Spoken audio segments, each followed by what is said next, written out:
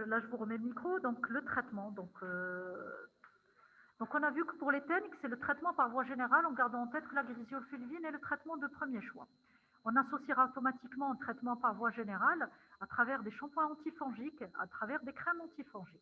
Et puis, bien sûr, comme je vous ai dit, les mesures additives à travers le nettoyage et bien sûr diminuer la charge fongique en coupant les cheveux. Alors, ça ne sert à rien, bien sûr, de couper complètement, mais on diminue un petit peu cette charge. Et puis, on désinfecte tout ce qui est donc bonnet, instruments de coiffure, tête d'oreiller, donc tout type. Donc ça, on a terminé avec le traitement donc, des teignes. Et puis, comme vient de l'expliquer votre camarade, donc l'éviction scolaire n'est pas automatique étant donné que toutes les formes ne sont pas très contagieuses.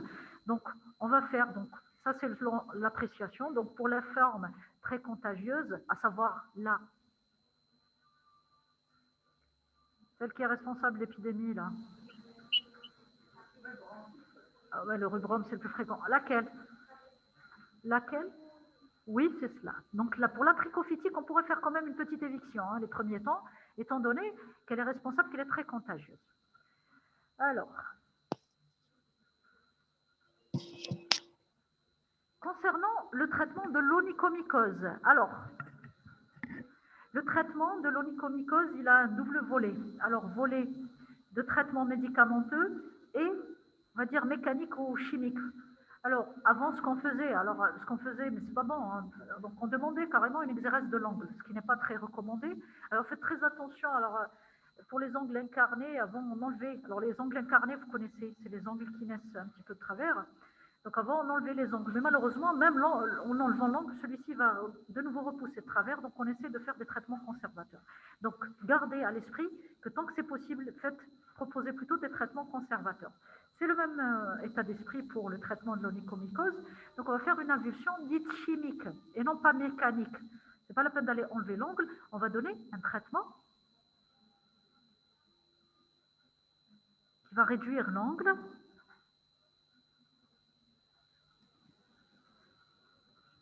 Avulsion, ça veut dire destruction. Donc, on va détruire l'angle par quoi? Réfléchissez juste un petit peu, oui. Pardon? Oui, allez-y, allez-y. Alors, il n'y a pas de questions bêtes, il n'y a pas de réponse bête. Alors, toutes les questions, toutes les réponses se valent. On est là pour essayer de discuter. Oui? Quel acide? Il y a plusieurs acides, comme vous savez, acide. Alors, l'acide que vous connaissez, c'est l'acide salicylique. Maintenant, l'acide salicylique, le problème, c'est quoi? C'est qu'on ne peut pas l'utiliser à forte concentration parce qu'il y a un risque de passage systémique.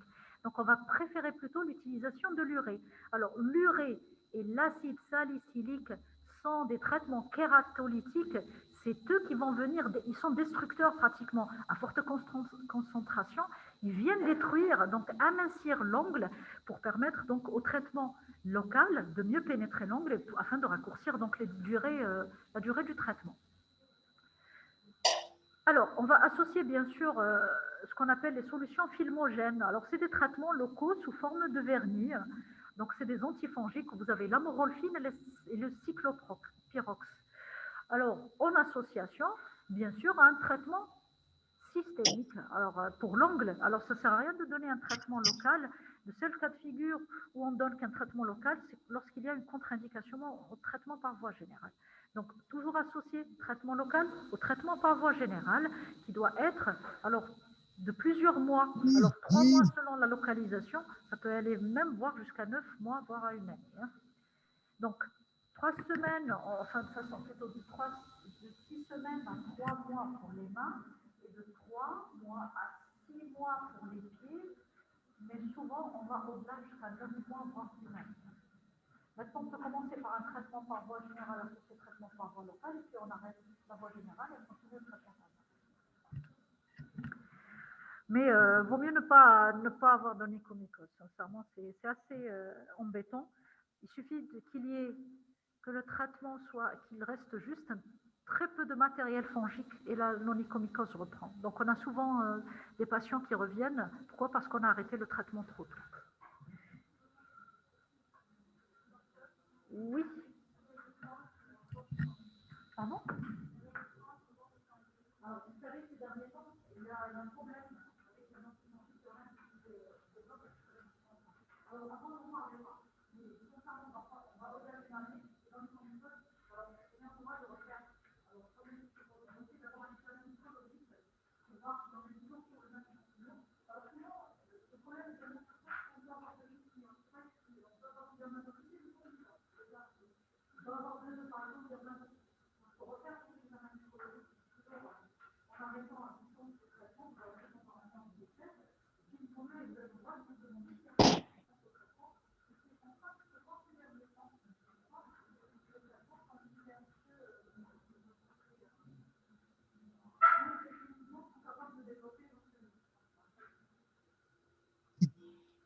Donc, dès le départ, il faut être sûr d'abord de votre champignon, de votre germe, on va dire.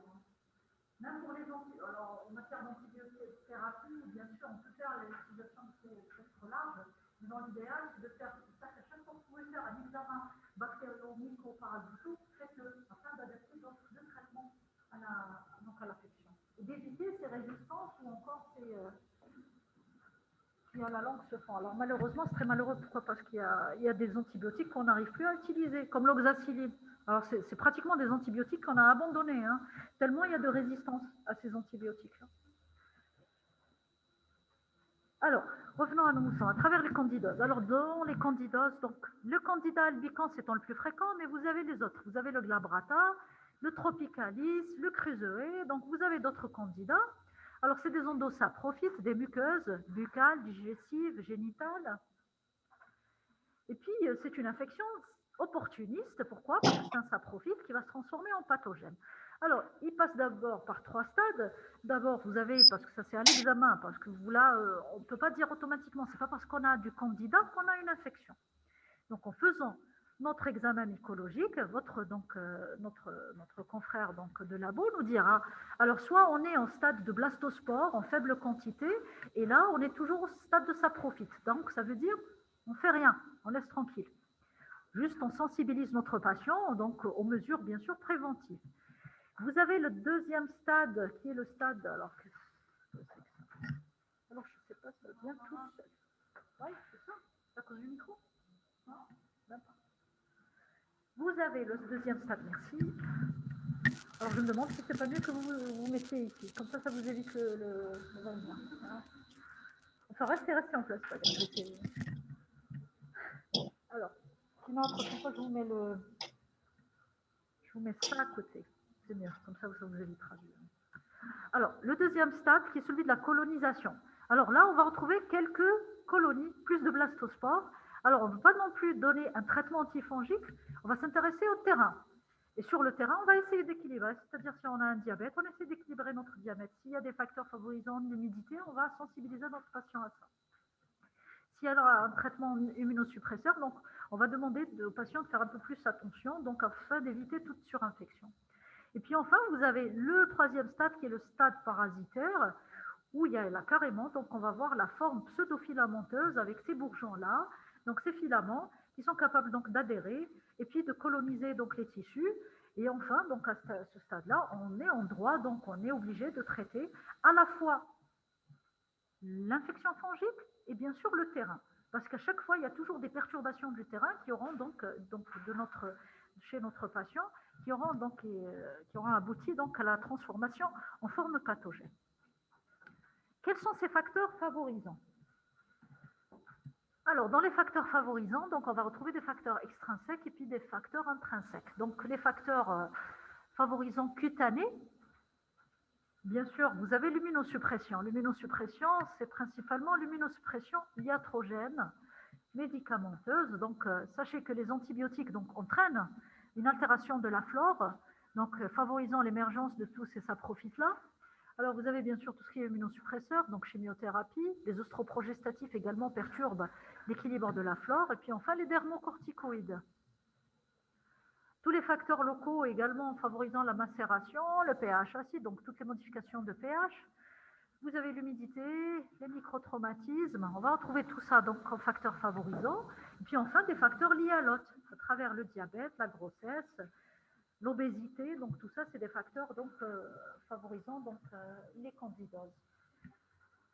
Concernant les muqueuses, vous avez ce qu'on appelle donc la xérostomie, comme son nom l'indique, ça veut dire, xéro veut dire sécheresse, et stomie concerne la muqueuse buccale. Donc on va retrouver cette xérostomie surtout chez les personnes âgées, édentées, porteurs d'appareils dentaires ou coques. C'est des personnes qui vont utiliser les bains de bouche de façon intempestive, donc on peut retrouver également cette sécheresse. Et puis bien sûr, vous avez ce qu'on appelle le syndrome sec ou la maladie de Gougerot. Donc c'est une maladie auto-immune qui va entraîner une sécheresse. Alors, vous avez chez le nouveau-né, il y a une immaturité du système. Alors, chez le nouveau-né, c'est très fréquent d'avoir ce qu'on appelle le muguet. C'est cette petite infection fongique, surtout à la naissance. Pourquoi? Parce que le système immunitaire ne s'est pas encore mis en place. Et donc, il va favoriser donc l'émergence de ces saprophytes. Le diabète, pourquoi? C'est le sucre, donc qui est le substratum de notre champignon.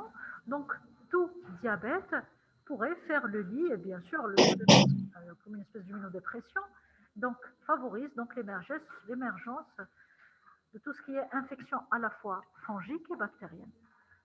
Alors, bien sûr, il faut éviter donc tout ce qui est... alors, les bains de bouche, c'est comme l'utilisation des antiseptiques. Hein. Au-delà d'un certain moment, ça y est, on va déséquilibrer la flore. Donc, ne pas utiliser ça de façon abusive. Puis, vous avez tout ce qui est maladie inflammatoire du tube digestif à travers donc, la maladie de Crohn et encore la RCH. Cliniquement, comment vont se manifester ces candidats? Donc, on va avoir l'intertrigo. Alors, l'intertrigo, vous voyez, il est très différent. Déjà, dès que vous regardez comme ça, il est complètement différent de l'intertrigo dermatophytique. Qu'est-ce qu'on voit? On voit un érythème rouge, vif, occupant toute la surface, tout le pli. Alors, il est macéré, il est humide, on ne va pas avoir de squame, on ne va pas avoir l'espèce. Mais par contre, on a une espèce de collerette desquamative très fine sur le pourtour. Et puis, ce qu'on a... Alors, là, je suis en train de vous décrire l'intertrigo, donc des grands plis. Alors, donc, on a cet aspect un petit peu rougeâtre, vernissé, érythémateux. Quand on parle de collerette, je ne sais pas si vous avez déjà vu une desquamation. C'est un petit décollement cutané qui est assez superficiel et qui va entourer donc toute la bordure de notre intertrigo là. Et puis, on va avoir des petites lésions satellites micropapuleuses. Je ne sais pas si vous arrivez à voir, c'est là, regardez. Alors, vous voyez, donc il y a des petites papules de part et d'autre. Et puis au fond du pli, on va avoir comme un enduit blanchâtre, qui est caractéristique de l'intertrigo candidosique. Alors vous voyez, c'est assez net. Vous voyez. Alors si on a cet enduit blanchâtre et puis cet aspect érythémateux, là, on est sûr qu'on est face à... Ouais. Alors, vous arrivez à faire la différence entre candida, dermatophyte, psoriasis, cliniquement parlant?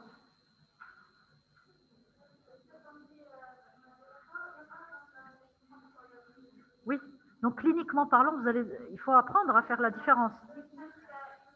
Ah oui, oui. Bien qu'on retrouve l'aspect rouge vernissé dans le psoriasis, vous voyez que pour le psoriasis, c'est très différent. L'aspect, il est complètement différent. Alors, vous avez ces lésions, oui. Les bordures sont plus nettes. D'accord. Alors que là, c'est un petit peu exactement émietté. Vous avez les petites lésions satellites. Alors, pour le dermatophyte, c'est très facile. Hein. C'est le plus facile à diagnostiquer. Alors, donc, qu'est-ce qu'on disait? Donc, il y a une petite odeur également qui peut se dégager à cause de la macération. Alors, maintenant, pour l'intertrigo de la main, vous voyez, c'est également fréquent. Hein, on va le rencontrer surtout chez la femme. Hein. Pourquoi? Parce qu'en général, alors elles font plus de ménage, alors elles font plus de gâteaux, donc c'est assez très stéréotypé, mais bon, mais c'est plus fréquent chez la femme. Donc on va avoir ce même aspect, on a l'impression qu'il y a un érythème. Alors voilà la collerette, c'est cette petite desquamation. Alors là, elle est plus nette, on arrive à la voir. Donc une petite collerette desquamative. Et normalement, on va avoir également un petit enduit, même au fond de notre érythème. Alors, et puis gardez en tête que ces petites lésions comme ça sont très évocatrices du candida. Hein. Donc ces petites papules tout autour. Alors si on avait un psoriasis, on n'aurait pas eu ça. On aurait eu des lésions de psoriasis typiques. Et donc à cet aspect-là. Alors, donc ça, c'est concernant le... Alors, j'ai oublié de vous dire qu'en général, il apparaît pour l'intertrigo des petits plis, il apparaît au niveau du 3e à 4e espace. Diagnostic différentiel. Bien sûr, intertrigo dermatophytique, intertrigo bactérien, psoriasis inversée, l'érythrasma qui est une infection bactérienne, et puis bien sûr la dermite séborrhéique dans sa forme bipolaire, le liner moussus. Donc la dermite séborrhéique, c'est le cuir chevelu, chez le bébé surtout. Hein. Je vous en ai déjà parlé, la dermite séborrhéique peut toucher le cuir chevelu, mais chez le tout petit, elle va toucher également le siège. Et on parle de dermite séborrhéique bipolaire.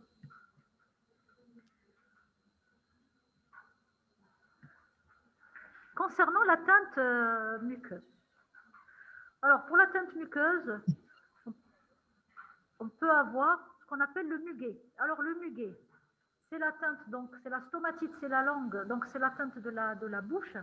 Donc, à travers donc, ce muguet-là, c'est ce que vous voyez. Donc, il peut toucher les joues, la langue, le palais, alors le pilier des amygdales, la gencive. Donc, c'est toute la cavité buccale qui peut être touchée.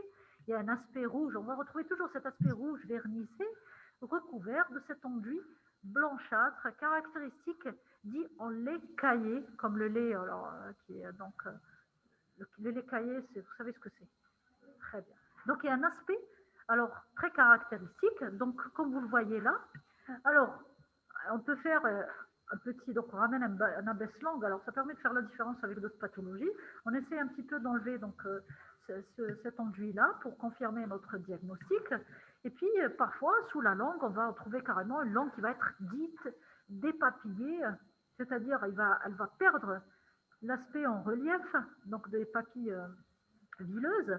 Parfois, on peut carrément avoir, mais c'est rare, ça c'est vraiment pour des muguets qui sont un peu anciens, on peut avoir carrément un aspect de langue dite noire, vileuse. Alors, je ne sais pas si vous avez vu les fumeurs. Alors, les fumeurs, ils ont souvent enfin, les fumeurs chroniques, ils vont souvent avoir une espèce de langue comme ça. On peut retrouver ça chez les fumeurs ou encore chez les VIH. Donc, c'est une langue un peu noircie et elle peut prendre donc cet aspect-là. Alors, le muguet peut s'accompagner de manifestations fonctionnelles, à savoir, vous avez les brûlures, sensation de brûlure, de goût métallique, parfois d'agueusie. L'agueusie, c'est la perte du goût. Et bien sûr, carrément, on peut avoir des petits micro-saignements qui vont venir compliquer, on va dire, une pathologie qui n'est pas très méchante, mais bon, mais assez gênante. Alors, c'est une muqueuse.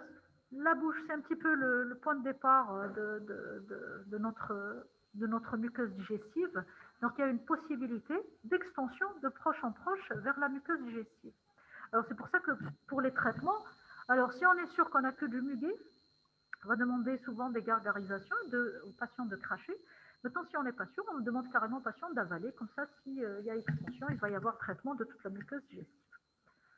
Alors, les diagnostics différentiels, vous avez les plaques leucoplasiques. Les plaques leucoplasiques, c'est des lésions précancéreuses. Vous avez le lichen. Le lichen est une... alors, je vous laisse regarder le lichen. Alors, c'est des lésions qui vont apparaître. Alors, le lichen, c'est une lésion cutanéo-muqueuse. On peut avoir le lichen au niveau de la muqueuse buccale sous forme d'un aspect un petit peu blanchâtre. À la différence, par contre, du muguet, l'aspect est fixe. Donc, il ne va pas y avoir, dès qu'on va passer notre abaisse-langue, donc cet enduit sera, les lésions ne vont pas disparaître, donc ça va vous permettre de faire la différence. Vous avez bien sûr, vous avez la langue géographique, là je passe, vous savez ce que c'est, et puis vous avez la langue saburale. La langue saburale, c'est quoi? La langue saburale. Alors, vous pouvez répondre en face également, si vous avez la réponse.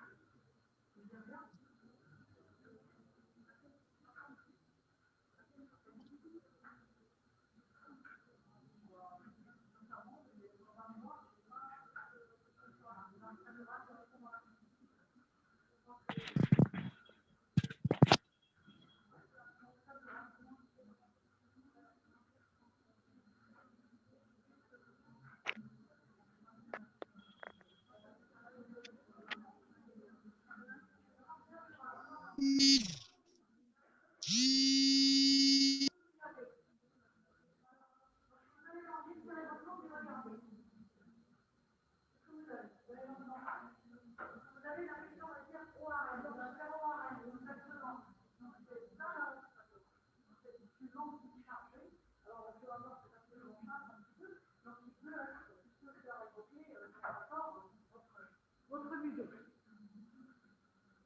Alors, je vois que vous ne connaissez pas grand-chose.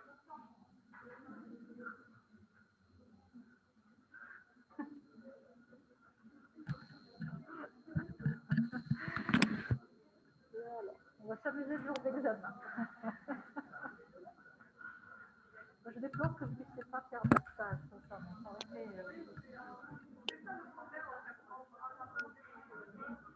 malheureusement, vous faites une promotion qui aura eu tous les malheurs avec le Covid. Vous êtes déjà trop nombreux. Vous avez le malheur d'être trop nombreux.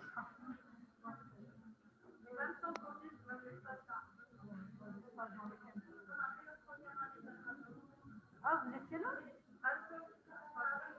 Ah, d'accord, d'accord. Donc, vous êtes privilégié. Allez, on enchaîne comme ça, on termine vite. Alors, donc ça, c'est les diagnostics différentiels. Allez, vous avez la kéylite. Alors, la kéylite, c'est les lèvres, c'est l'inflammation des lèvres. Alors, comment ça va se manifester?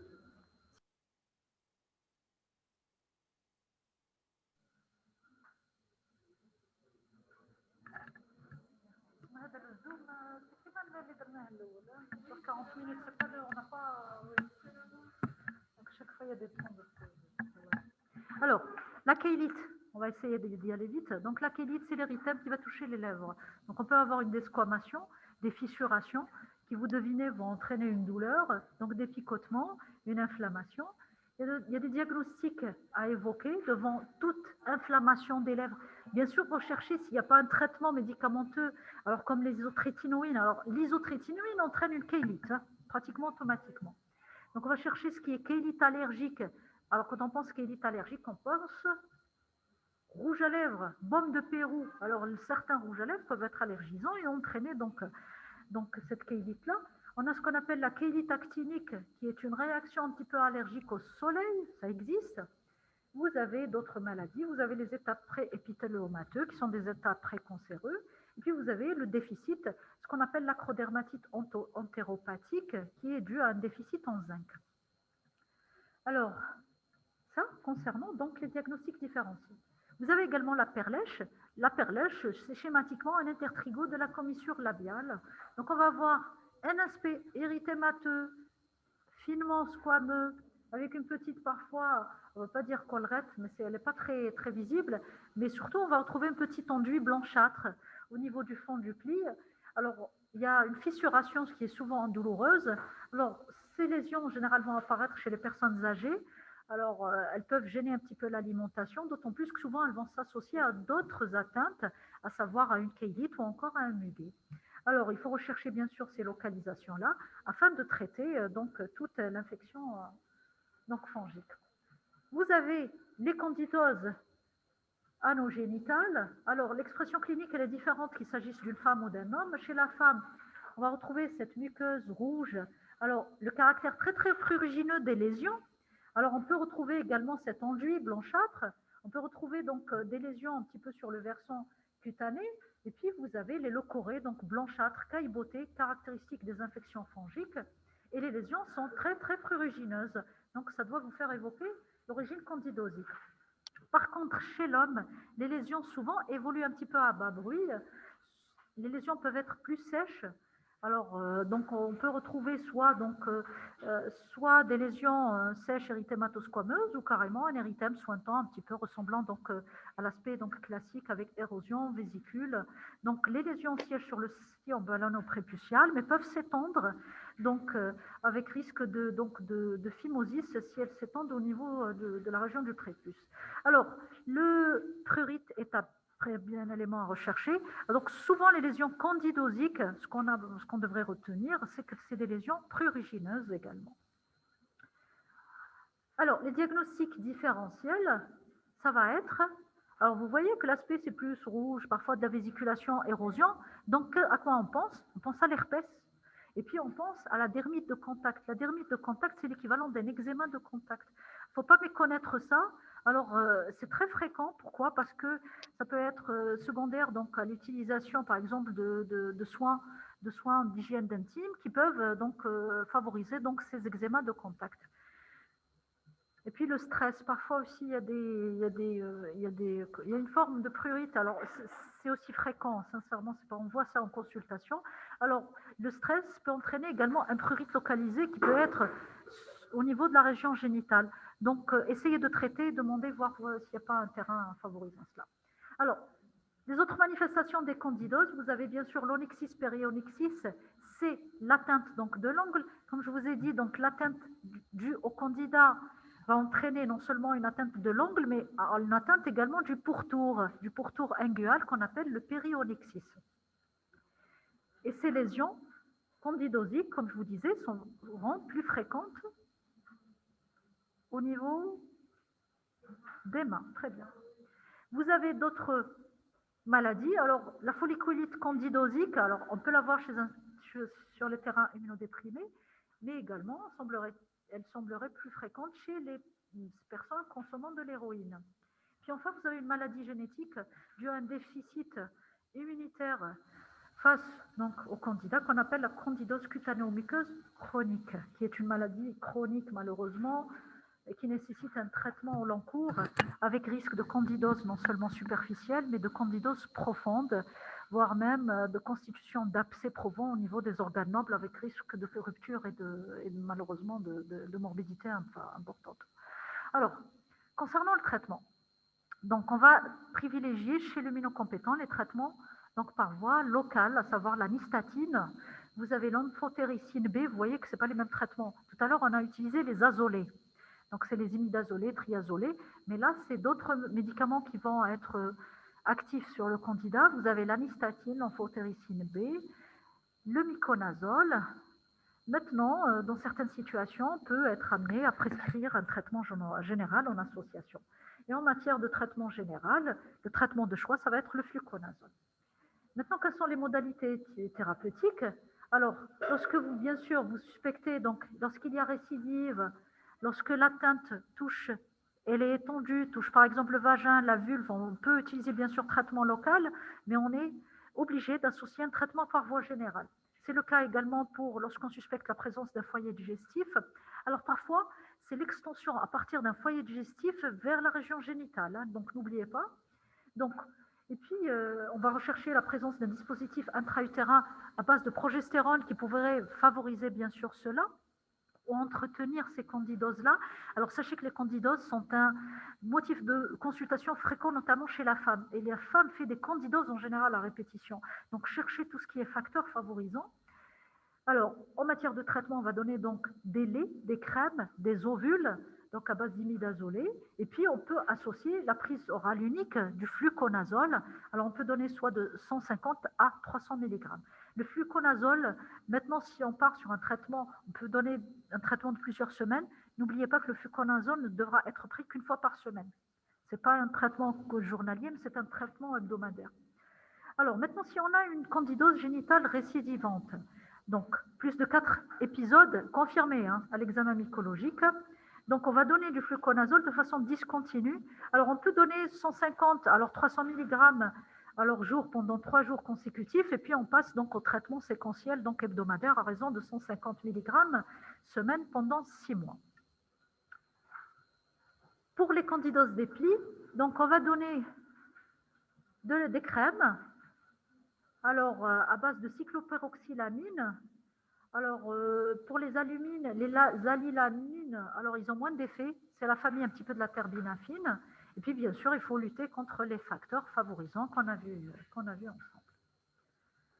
On va terminer avec le pityriasis versicolore. Alors, le pityriasis versicolore, vous connaissez ou pas? Alors, peut-être sous le nom de PV? Non? Non? Alors, 10 minutes, je pense qu'on pourra terminer en 10 minutes. Alors, on va essayer de clôturer ça au bout de 10 minutes. Allez, s'il vous plaît. Alors, le pityriasis, il est dû à une levure. C'est une levure dite du genre Malassezia. C'est un germe opportuniste. S'il vous plaît, jeune homme. Alors, c'est une infection très fréquente. Alors, c'est les petites taches comme ça. Vous devez connaître. Ça m'étonnerait que vous ne connaissiez pas le pityriasis versicolore. Alors, il touche surtout l'adulte jeune. Alors, il est rare chez l'enfant, exceptionnel chez le sujet âgé. Pourquoi? Parce qu'il est lié à l'état un petit peu d'hydratation et de séborrhée de notre patient. Et c'est au jeune âge qu'on va retrouver donc ces modifications-là, avec un pic dit estival à la saison chaude. C'est en été en général qu'on va observer ces lésions-là, étant donné que la levure, c'est un saprophyte. Alors, c'est un saprophyte, on va voir à travers les mécanismes physiopathologiques. Alors, d'abord, j'ai oublié de vous dire, alors, si vous trouvez le nom Pityrosporum orbiculare, Pityrosporum, s'il vous plaît, en silence. Pityrosporum ovale ou Malassezia furfur, ça veut dire la même chose. D'accord? C'est des donc, levures responsables de ce pityriasis versicolore, alors qui va se transformer en forme pathogène. Alors, on a retrouvé donc des facteurs favorisants, à savoir climat humide, l'hypersudation, les anomalies du film lipidique, donc à travers donc, une qualité du sébum et non pas l'excès de sébum. On n'est pas dans l'acné. Là, c'est plus les composants de notre sébum qui vont favoriser donc l'émergence de cette infection opportuniste. Alors, s'il vous plaît, arrêtez de parler en même temps, ça me fatigue de voir qui est ça. Alors, vous avez l'utilisation, on a parlé de sébum, donc on est tenté de croire que l'utilisation d'huile pourrait favoriser ce pityriasis versicolore, et bien, aucune étude n'a prouvé cela. Alors, il y a les facteurs hormonaux qui peuvent favoriser, donc son apparition, à savoir l'hypercorticisme endogène ou à travers l'utilisation, donc soit vous avez la maladie de Cushing ou encore l'utilisation des corticoïdes par voie générale. Vous avez bien sûr tout ce qui est perturbation hormonale à travers les états physiologiques tels que la grossesse ou la contraception. Et puis, il semblerait qu'il y ait une prédisposition génétique à faire du pityriasis versicolore. À côté de cela, il semblerait qu'il y ait un déficit. Alors, un déficit sélectif, mais qui n'est pas comme la maladie la chronique, c'est-à-dire il va y avoir juste une susceptibilité un peu plus à ce champignon-là qui va faire en sorte que les lésions vont venir de façon récurrente. Mais ça a en général tendance à disparaître vers l'âge adulte. Alors, cette levure, elle va siéger au niveau d'infundibulum, au niveau donc, du canal pilosébacé, et elle va agir sur le sébum, donc entraînant une lyse de ce dernier et provoquer la libération de ce qu'on appelle l'acide azélaïque. Qu'est-ce qui va faire cet acide azélaïque? Il va venir sur les mélanocytes, entraîner une réaction inflammatoire et inhiber la mélanogénèse, c'est-à-dire que les lésions vont se manifester sous forme de plaques dépigmentées. Alors, elles peuvent être hyper, mais en général, c'est des plaques dépigmentées. Et pourquoi on va les voir beaucoup plus en été? Parce que souvent, il y a un rôle du soleil. Donc, c'est le contraste plaques dépigmentées soleil qui nous donne l'impression que les lésions du pityriasis versicolore se manifestent en été. Alors que le pityriasis, on l'a vu, c'est un champignon opportuniste, ça profite, qui est là toute l'année et qui, en général, se voit à cause de cette exposition solaire en été. Alors, elles ont cet aspect-là. Donc, c'est des petites macules bien limitées. Elles sont de quelques millimètres, mais elles peuvent confluer, comme vous voyez sur la photo, en de larges nappes. Elles ont une couleur soit légèrement hypopigmentée, elles peuvent être hyperpigmentées, mais dans un stade de début, souvent, elles ont un caractère un petit peu rosé, dit rose chamois, donc un érythème léger, et souvent, elles sont recouvertes de squames qui sont très fines. Alors, ces squames-là, on peut les chercher par ce qu'on appelle le signe du copeau. Donc, en venant gratter, ça va entraîner une libération de squames dites farineuses. Elles sont très, très fines. Et c'est caractéristique de ce pityriasis versicolore. Donc, la localisation, elle concerne le thorax, le cou. Donc, elle épargne les pommes et les plantes. Si on a des lésions sur les pommes et les plantes, on n'est pas de pityriasis, ça n'est pas du pityriasis. Alors, c'est plus autre chose. Alors, si vous avez des macules sur les pommes et les plantes, il faut se méfier. Alors, vous avez bien sûr les viroses et vous avez la syphilis. Donc, ça, c'est deux diagnostics à garder. Alors, chez l'enfant, on peut voir des lésions du visage, mais chez l'adulte, c'est plus au niveau du cou, au niveau du tronc qu'on va observer ce pityriasis versicolore-là. Alors, il n'y a pas vraiment de prurite. On peut avoir un petit caractère prurigineux, mais qui n'est pas très important. Et puis, à la lumière de août, on va avoir une coloration jaune verdâtre. Quels sont les diagnostics différentiels? Alors, vous avez, pour la forme dite acromiante, c'est-à-dire dépigmentée, va évoquer le vitiligo. Alors, le vitiligo n'est pas dû à la diminution de la mélanogénèse, mais à une disparition des mélanocytes. Alors, L'examen à la lumière de Wood va objectiver des plaques nacrées, blanc nacré, alors que tout à l'heure, on a une petite fluorescence.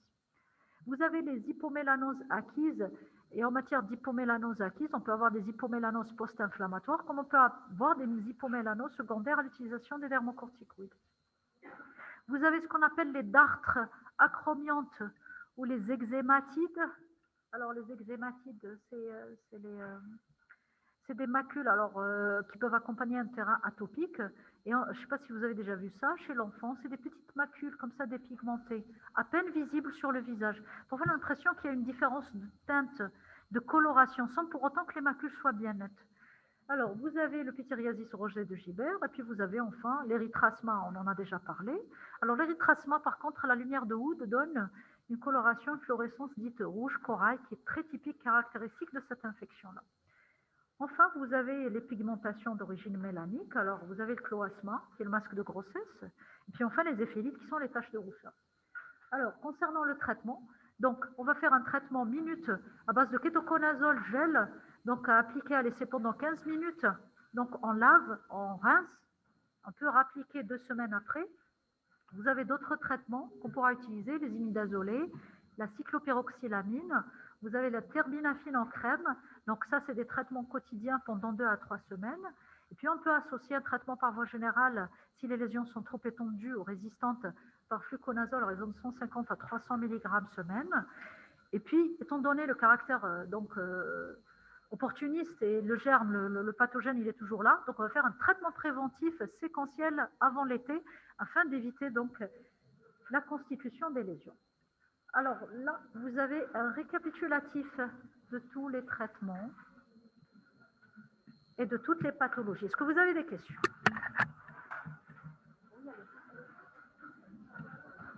Pas de questions?